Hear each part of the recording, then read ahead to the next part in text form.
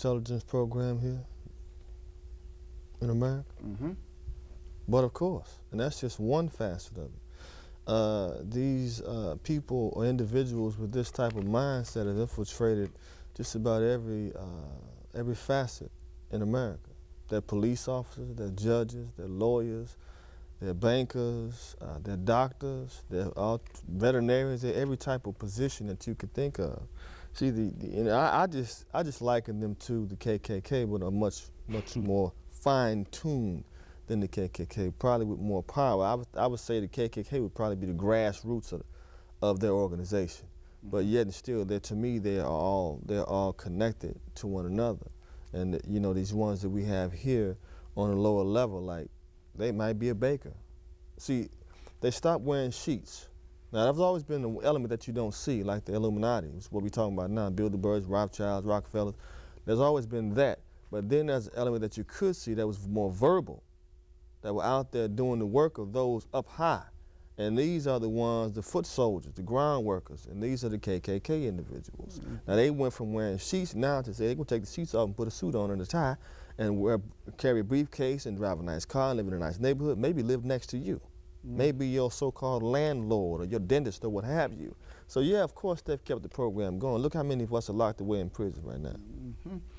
And Dr.Lee, what was their incentive to want to carry on Hitler's mission after the defeat of Germany? What was their incentive? Well, the mission was to change the world. Well, Hitler's mission, you know, the idea is when the Fourth Reich came in here, the idea is that they embraced originally their origin was part of the branches of some of the secret societies, the Illuminati, and that was to really control the world.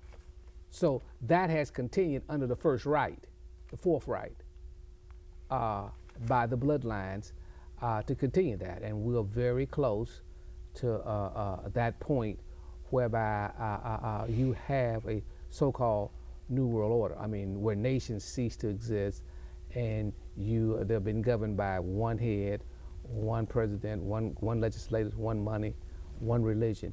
So there won't be any Islam, there won't be any Christian, there won't be no Judaism, won't be no Buddhism, won't be none of that. They have the only religion that would be allowed is Luciferian. It's the greatest threat to the United States of America is the military-industrial complex gang that's taken totally over with martial law at this time. Would that be the greatest threat? No, I don't think so. I think it's up there. I think the greatest threat would probably be a nuke, or basically the wrath of the Most High coming in its full power, full swing. That's the greatest threat right there. What do you think would be the greatest threat? The military-industrial complex totally taken over? Oh, what's the greatest Well, threat? they don't have to. I mean, they have already taken over. I mean, you know, the idea is that you're not walking around literally in chains. You know, the chain stuff that's nonsense. I mean, the Illuminati are masters at pitting blacks against whites, whites against this, the Slavics against the Europeans. They have been always masters at this, to pit various races and nationalities, because in that they could never ever get together to figure out what the hell is going on. So that would be the answer to that. Okay, and you know what? I can't believe we only got 5 minutes left. Wow, that. Well, time flies when you're speaking. And True. You know what? President Bush, ex-President Bush, made the statement that against, you know, these Islamic nations, you either with us or you against us. And President Obama, with all due respect, made the statement, change.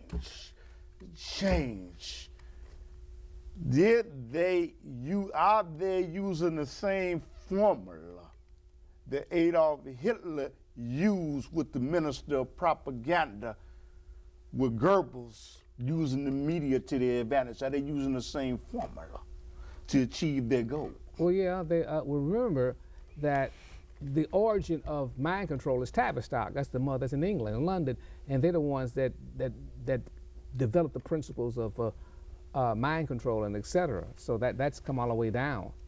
And what can you say? I mean, that the power of them using sophisticated mind control techniques. Yeah. Hitler and Mingo studied these same things that was in England, and they used them and perfect them on their people and the world. Okay.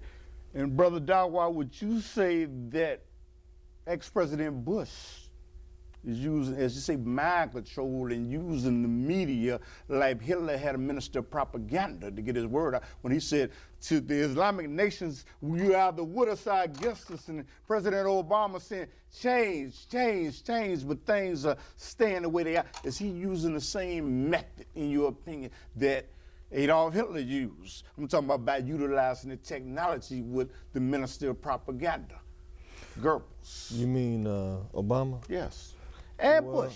Well, speaking on Obama, if he's using the same information and the same Techniques. the same techniques as Hitler did, he's not that successful in it, because we see what just happened with this last election. So he definitely don't have no mind control power like a Hitler, if he is using that type of technology. But I would say about President Obama, was he selected before he was elected? And the Bilderbergs in the Trilateral Commission, we know and we study, want to decrease the surplus of the population like Hitler did to the Jews. Is President Obama in compliance with that? Was he picked to speed up the process of the New World Order? Well, put it this way, he was picked to be the fall guy. Okay. for the economy. See, the problem is that they're picking Christians against Islam. Neither one of them have any power. The power is behind the Illuminati. They don't have any power. Okay. And if you want to look at the Muslim nation, only one nation has a nuclear weapon. That's Pakistan, and they only have a few. 2 minutes.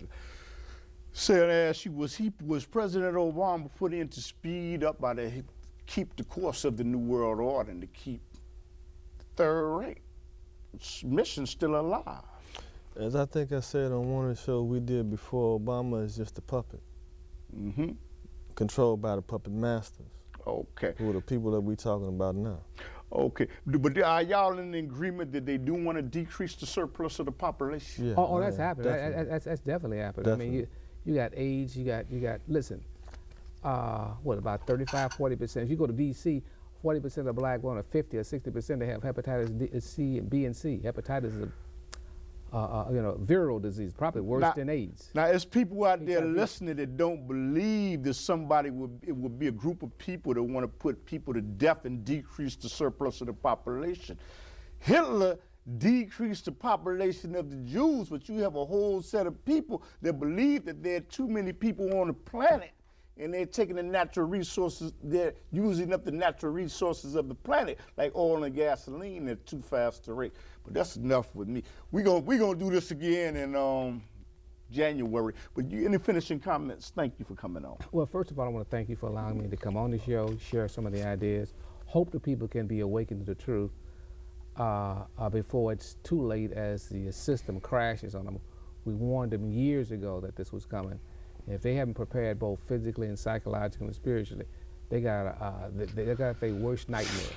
Yeah. You got any finishing comments? Yeah, I just want to say that I'm honored to be on the set with Dr.Lee Warren. I've watched his show numerous times and enjoy the information that he disseminates, puts out. And if you want to contact me at 312-498-4352. And thank you, Brother Cliff. Okay, and I want to thank y'all for coming on Underground Railroad, and y'all always have a seat on Underground Railroad. It's no very knowledgeable gentleman. And I want to thank you. Oh, thank you. Sir. All right. So it's scrambled brain. I mean,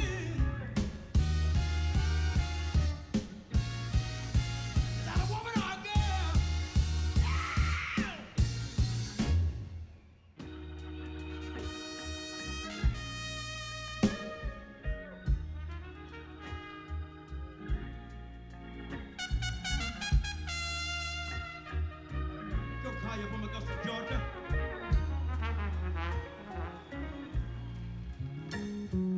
This is a man.